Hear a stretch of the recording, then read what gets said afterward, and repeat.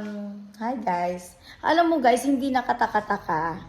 Dati kasi nung nasa Ilawod kami, nakadima yan ng nakaw dito, nakaw doon. Ngayon naman ganun pa rin ang kanilang ginagawa. Nakaw dito, nakaw doon na naman ang kanilang ginagawa. At swerting-swerte na sila guys kanina at nakadukot sila sa akin, nakadugas sila ng 8,000. Hoping siguro na makadugas ulit. Alam mo kung anong gagawin ko ngayon? Ilalak ko dyan ang gate. Tignan natin, there's only one option. Either dadaan sila doon, mag-aakyat bakod sila sa gilid, or doon ang daan nila sa aking mga kapatid. Tingnan lang natin. Iba pala talaga no kapag makapals ang mukhars. Yeah. Speaking about ang mukhars. Papasok dito para magnakaw. Yeah. That's their goal in life. Siya nga pala guys, Diyos ko, ako pa talaga ang kanilang binabangbang. Kung sa bagay hindi nakataka-taka.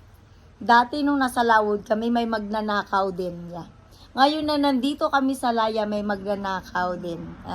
Hello nga pala sa mga magnanakaw. Ang panahon ngayon ay walang libre. Yeah. Pero ang magnakaw ka, be sure lang na hindi kita mahuli. Dahil once na mahuli kita, kung magkano ang nawala sa akin, sisingilin kita from the beginning until the end. Yeah. Bibilangin ko ang atraso mo. Kaya mamalas-malasin ka sa akin ng bukol dito, bukol doon. Bubuklanan kita. Yeah. Yun ang mapapala mo sa akin. Buklan ka sa akin talaga. Kapag minalas-malas ka. Ang sarap pala guys ng pakiramdam no ng you work hard. Yeah. At yung mga taong nanggigigil sa'yo kung paano ka kung paano ka hilahin pababa, they make another way how to put you down, yeah.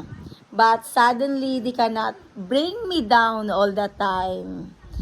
Si hi nga pala sa mga toxic dyan, hindi ko kasalanan if I earn big, yeah. Ang pagiging inggitera nyo ay hindi ko kasalanan. But I'm the type of person that I work hard. Yes. If you're thinking how can I pay 820 a month? Hello, I earn 800 or 900 a week. Yeah. Kaya nek-nek mo nang kanek-nek-nek-nekan mong pakialamera ka. Say hi na lang. Just comments below to my YouTube channels. Bye.